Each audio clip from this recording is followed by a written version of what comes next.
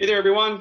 It's Chris McDonald for your Timer Tip Tuesday. I have with me Ryan Harrison from Hermes Sports and Event Management. Hopefully you're here today because you want to learn about the ChronoTrack hardware integration with RaceDay scoring. So the idea behind this is you have a basic understanding of how RaceDay scoring works. You went through maybe the RaceDay scoring certification process, or you've played around with it and tested it at events. And then secondarily, that you have a background with ChronoTrack. We're not going to go through top to bottom how to set up the back end of ChronoTrack or Fusion, but there will be, this is specifically focused on the connection itself in between, like bringing a stream into RaceDay scoring.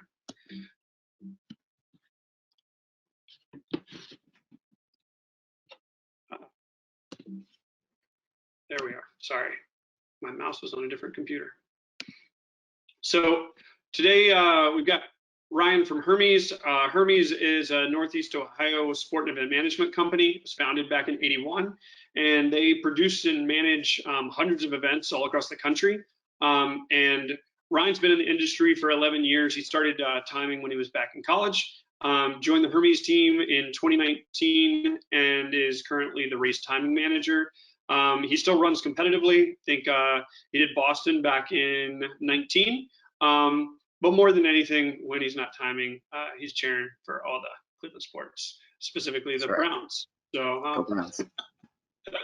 Go Browns. So with that being said, and side note, I actually met Ryan for the first time in Mexico at a conference down there. So go figure, here we are so many years later. So with that being said, I'm going to pass it over to Ryan and let him go through his setup. Okay, guys, I'm going to try and get my screen up here real quick. Yep, we got you. Got me? Okay. Mm-hmm. And I'm going to, let me see if I can move some of this out of the way. Go. Okay.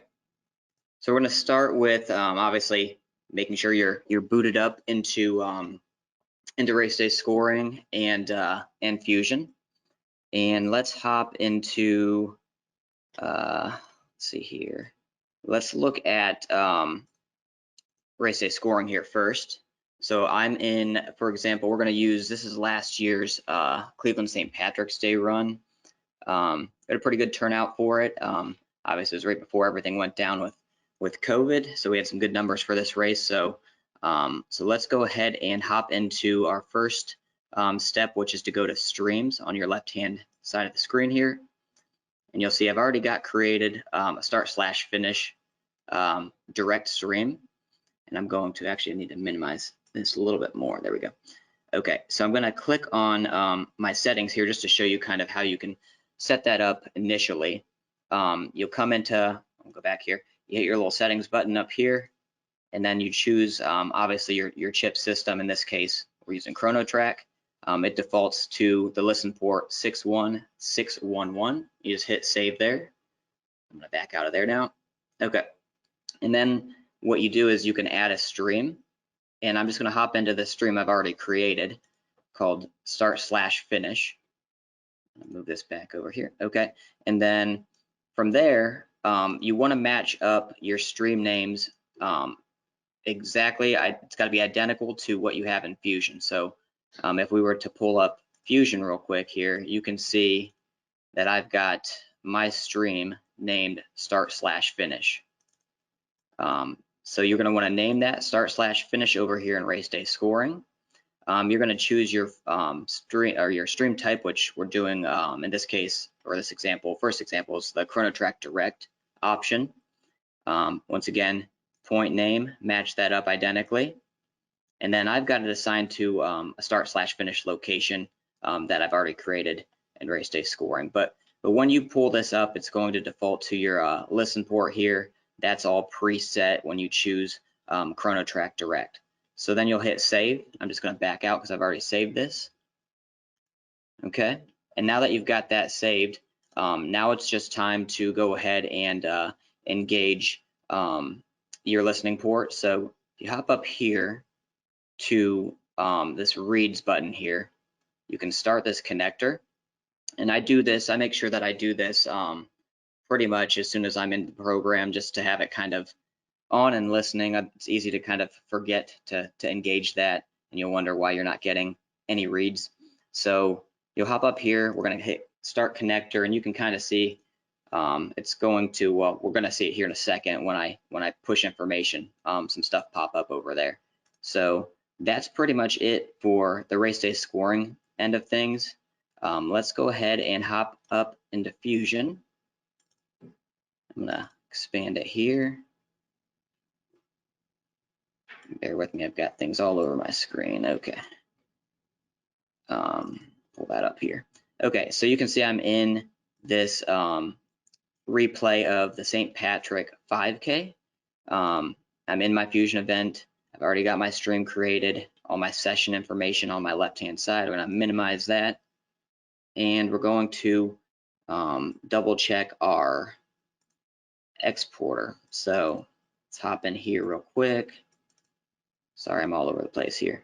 Okay, so we're gonna go and check our outputs, and I've got that set up to race day scoring. Your initial setup of this output, you just wanna make sure your information in here is identical to what I'm showing. You're gonna be listening to localhost. Here's your listen port, and then you can just name it. Everything else in this window here is just a default. I don't change anything else. And then all we're going to do is hit play. So go ahead and hit play there. You should see this buffer start going here, and we should see this plug turn green, and it is. So let's minimize that and hop back in race day scoring.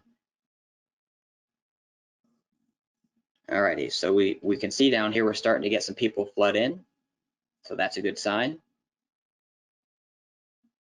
And it is quite a bit of information sending in here, so maybe a little bit laggy to start, but let's see, minimize a couple things here.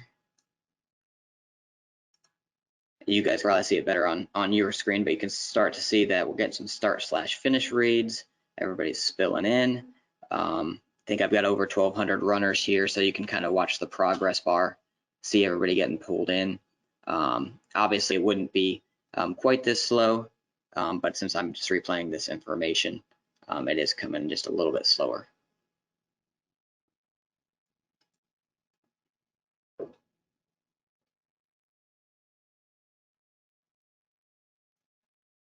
And then Chris, what would you want me to show the manual option now? Sure.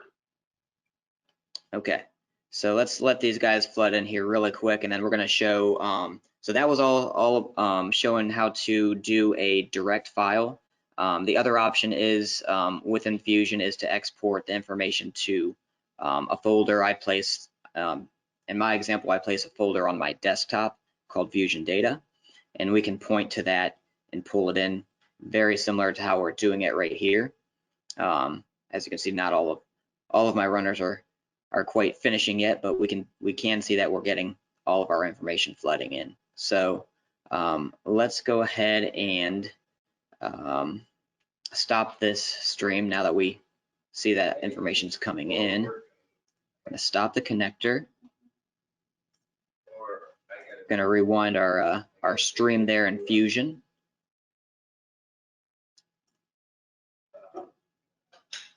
And in this case, now we're going to, our output's not going to be race day scoring anymore. We're going to play it to a local log. For those of you using Fusion, on your initial setup of Fusion, you pick a spot where you want local information to play to. Right here, I just send it to my desktop. You can see right here.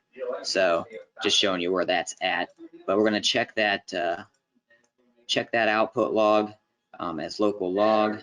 We're going to minimize it here for a second.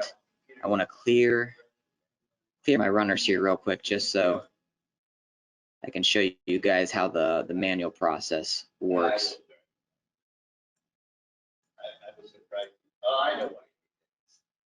Bear with me while my computer decides to allow me to clear everything here, guys. Okay. So that's all clearing.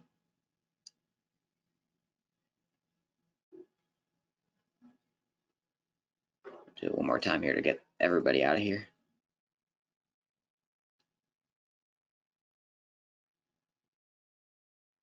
And while I'm doing that, let's hop over to our streams again. We're going to move some things around here on my screen. Okay, so we're going to go ahead and edit this stream here, currently set to ChronoTrack Direct.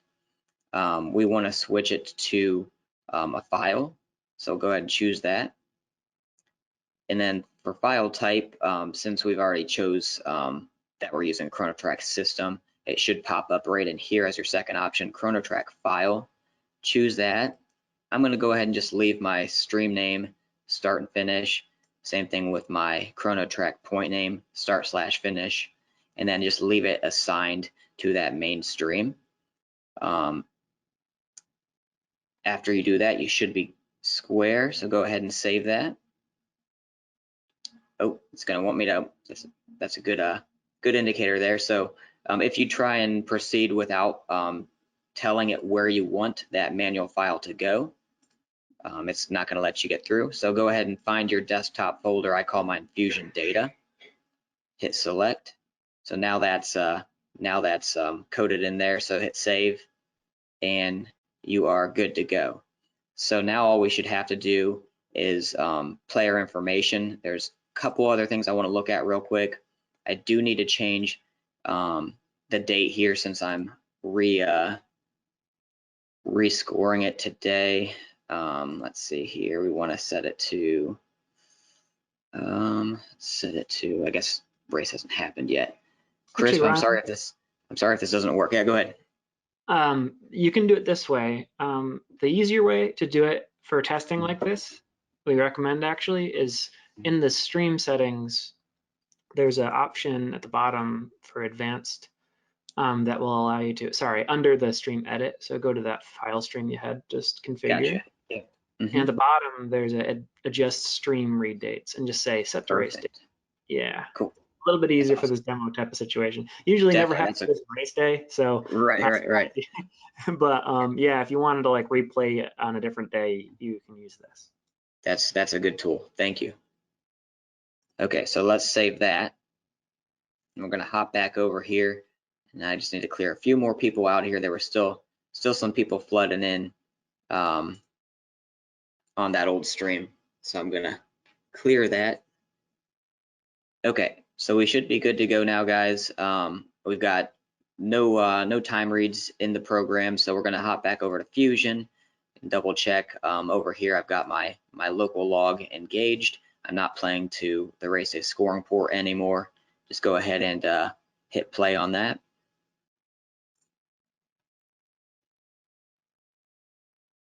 And in this case, you're not going to see that little green plug. It's not passing information over the port anymore. It's just playing to your desktop folder that we told it to. So I'm going to minimize this real quick, show you where that's playing to.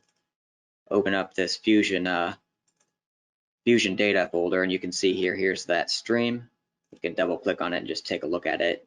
If you're familiar, obviously, with ChronoTrack, you get a text file that looks like this, with all the time reads in it. But let's go ahead and hop into RaceDay scoring, and hopefully we should eventually start to see some reads come through now. Not seeing them at the moment. There you go. We've got to turn on our connector. Always turn on your connector, guys. So it should, turning that on should have it now looking over at that stream that we created, the manual stream.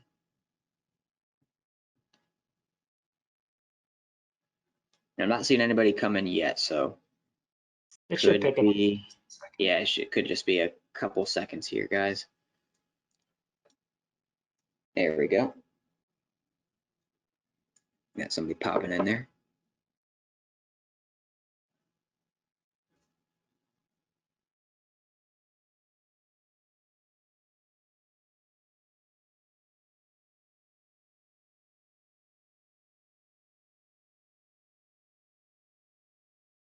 Alrighty, so they're starting to come in. So you can see that's another way to pull people in other than using the port. I have found that using that port's I don't know if I'd say quicker, but kind of just set it and kind of forget it. Any questions, Chris or Matthew? No, not yet. Feel Not free yet. Okay. to ask any questions in there if you do have any setup questions. Obviously, like Matt mentioned, the whole setting to event date. Every time that Matt and I do demos, I even warned Ryan about this. I was like, every time it confuses people because it's such an abnormal thing. You'll never do it at an event, or likely never do it at an event. But for any demo, a lot of times we're using old data. And so that step where he had to set all of the stream data to the event date is normally you don't have to do any of that. Try to populate my overall report here. You can see we've got our finishers in here. You can print that. And Ryan, you mentioned that the raw reads, are they still available 2 weeks? Like they're gone 2 weeks after the event? Yes, and I don't quote me on this, but I do know that the ChronoTrack crew was trying to kind of clean up. I believe their server was a little bit slow, so I think they're only archiving your reads on the CCS server for about 2 full weeks. So it's important. You can obviously access that information in your ChronoTrack timer portal, or just get in a good habit of manually pulling your time reads off your controller with a USB drive post race, and then just archiving those on your computer, or on your network, or wherever you save that information, so you have access to replay that information if you have to rescore anything or do a demo. So that's kind of what I was getting at, is like just always a great practice to make sure you keep, no matter what hardware you're using, that you have a file saved, not just a TCP/IP connection. Correct. So let's see. If you're using simple client, you can't use the ChronoStore direct connection, right? Kevin's asking. And so, Ryan, I don't know if you're using simple client, or Matt, if you know the answer to that. I do not. I've pretty much graduated to Fusion only, except we do have a couple older controllers that we do have to still use simple client for if we're networked to them. So I can't, unfortunately, I can't answer that question. I don't believe so. I'm actually looking it up right now. I know I had asked or I had gotten this question in the past, and yeah, I'm just verifying it. It seems like we've been trying to get ChronoTrack and us, Roger Bradshaw and us at RaceDay Scoring, to try and move people away from ChronoStore because they haven't been supporting it for a long time. So yeah, that's our recommendation right now, is to move over to using Fusion. Yeah, and that's kind of what ChronoTrack has let a lot of clients know, is that although simple client is still can be used, it's not being supported, so may not work exactly how you'd want it to if trying to pass information over to RaceDay Scoring. Any other questions?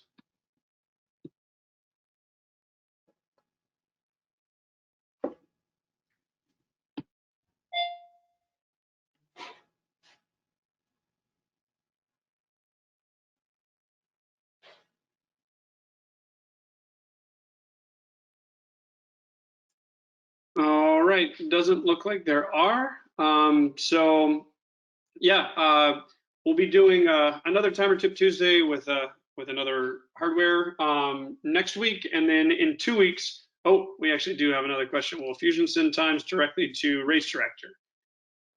Yes, you can do a TCP/IP connection through Fusion directly to Race Director. On the Fusion side, your export's going to be very, very similar.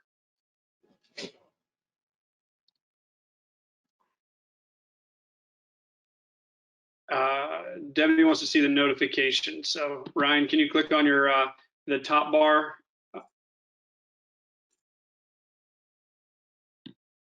I think those were just from when he cleared all the reads while they were still. Yeah, correct. Yep. Yeah, usually, you know, you don't get 12,000 reads at once on a finish line, especially right. COVID times. Right. I should have played the smaller event. I was kind of going back and forth on that.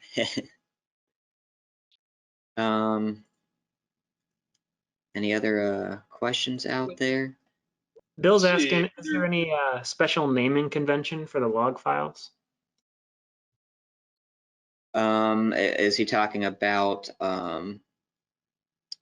like how this is named, the output, or does he want to know when naming stuff within Fusion? This start/finish capitalized has to match your stream. The output file is what he's referring to. Okay, so the output file. Yeah, so that's outputting the controller name was St. Patty's CLE, and then it pulls down your start/finish, and then this is your MAC address here. So you can choose not to show that by checking this point name only. So if you check that point name only, it'll send it and it'll only call it start/finish. And Bill, the most important thing is just making sure that you have, I usually suggest having a separate folder for each, so you can point, you don't have to, but it's just cleaner, in my opinion, to have a separate folder for each location. Mm-hmm. And in the end, RaceDay scoring doesn't care what the actual files are named, because we're looking at the folder that the file is contained in. Right. So the name of the file doesn't matter at all. RaceDay scoring doesn't even see it.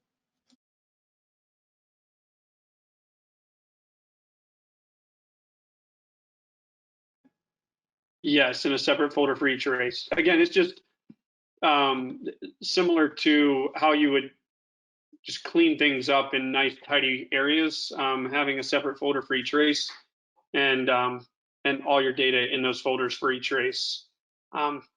Again, it's whatever your organizational setup is on your computer. Yeah, Bill, so some people who do use the file integration will have just like a folder on their desktop, like for RaceDay reads, and they'll have a start and a finish folder in there or something. And they'll just drop the files in, collect them, and then move them out into their data archive once the race is completed. Other folks will actually have separate folders for each and every race that they use on the computer, but it's kind of up to you and how you want to manage it. A lot of people, though, don't even use the file integration and just use the direct one because it's a little bit easier. You don't have to worry about managing folders. So, yeah, the options are there. And just keep in mind, if you are using the folder on your desktop and you're moving it after the fact, especially if you have a secondary timer who maybe doesn't know, don't forget to move that file out of that the whatever. If you have a specific folder just for race day that you only use for the race day side of things, and then after the race you move it out. If you leave it in there, and you're using the same naming schemes and all that, you're going to have filtered data by time and date, but that data is going to potentially come into race day scoring. Bill brings up another good point. So if multiple logs are in one folder, all the results will be merged. That's correct. So the way RaceDay scoring works is that it's looking at a folder, not at a file. So if you have multiple files from a single reader, you could dump them into a single folder, and we reference all of those times as if they're one big long stream of data. Right, which is important. Why I take that whatever file from that race out of Fusion and archive it into its own folder and then save it and keep a blank Fusion data folder on my desktop. But of course, I personally use the direct option for the most part. So.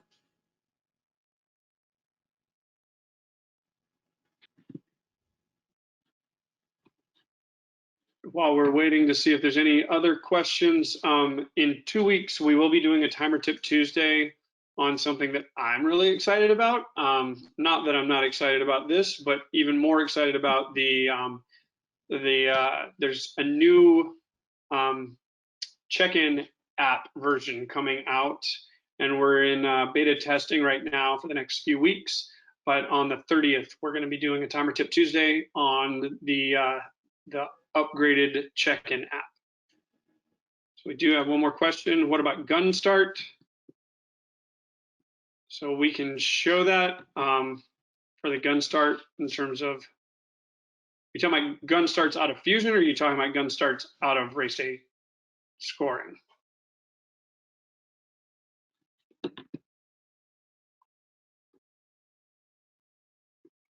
Not sure if that is meant out of RaceDay scoring. So you would just go into the scored events on the left and scroll down, and you quite literally put in your gunshot time right there. If you're sitting there at the computer right beside the start finish, you can even hit that button that says set the current time, and it will it'll auto reset to the time of day that you click the button. And Chris, All right. just to kind of Yeah. piggyback off that real quick, at least during these COVID style races, this race that we're replaying here was prior to, but we haven't been using our gun start on our ChronoTrack controllers. We've been basically just eyeballing what time we send people off, and then like Matt showed me how to do, we can set the start time to midnight, and that way any missed chip reads populate, toward the bottom of your results, at least with these COVID structured wave style races. So we're not really using that gunshot much anymore, but this is a good example of when we did use it. So it's 5 o'clock and 5 seconds. I think Bill meant to say he was trying to pull in a gunshot from Fusion. Oh, I got you. Okay. Do you do that, Ryan? Yeah, we for our other races, we haven't been using gunshot. We've been actually setting to midnight and just letting them start. So. Yeah. In the past, did you use the marker reads setup in RaceDay scoring to pull that in correctly, or did you just type it in manually? No, I just typed it in manually. So it is something that we support, and we actually went over this on the session from MyLapse. So some people will, use that trigger, and we do have a way to actually pull it in. So if you don't mind, Chris, if we can take a couple more minutes here, I can show this. Yeah. Yep. So if you go to the locations, and for, I'm actually not positive if it comes through in the file, but I guess we'll see. If you click marker reads in the location where you have a start marker assigned, what you'll see is that, yeah, it looks like it's not in there on the file. So maybe it only works with direct. What you'll see here is if you have a gun time, it will automatically map to the associated scored event start. So 5K, when a gun time comes in through the stream, it'll look like bib number is gun time, like in all capitals gun time. So we look at that and we say, oh, that's a start read marker. So the first time we see a start read, we say this is the start for the 5K. If you clicked map start time in the right there, you could say the second time, this is not a good example, that's a one event race, but if it was a 5K, right, 10K, you could say, well, I know the first start was for the 10K and the second start was for the 5K. So you could say occurrence 1 goes to the 10K, occurrence 2 goes to the 5K. When you set this up, it'll automatically assign the time that it sees for the first and second occurrence of gun time in the stream to the actual event start time. So if you do rely on the markers from your actual readers, this is a handy shortcut, though it's not necessary to do. Some people will just, and personally, when I was timing, I would always just start it on my Garmin watch, and I knew that everything was synced up to the same GPS devices, so it was easy for me to get the timestamp and just type it in. But this is there for you if you want to use it.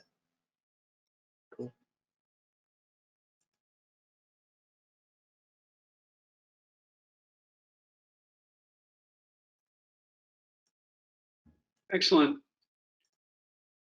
Any more questions before we wrap up for today? Give you guys another few seconds. And if you do have questions that you didn't put out there, you're more than welcome to reach out to us or me specifically, Chris at RunSignup or RaceDay at RunSignup, and we can help you out. And Debbie's asking where you put the midnight. You put the midnight when you're doing that in the scored event, and you put it for the actual start time. So you just put that to 12:00 a.m. in RaceDay scoring. So excellent. Well, Ryan, thank you so much. We really appreciate it. And thank everyone for joining in and asking some really great questions. Hopefully you have a great understanding now about connecting ChronoTrack streams into RaceDay scoring and how to get data in both through TCP/IP connections and file connections. So hope you guys have a great rest of your day, and best of luck with this coming weekend's races. Take care.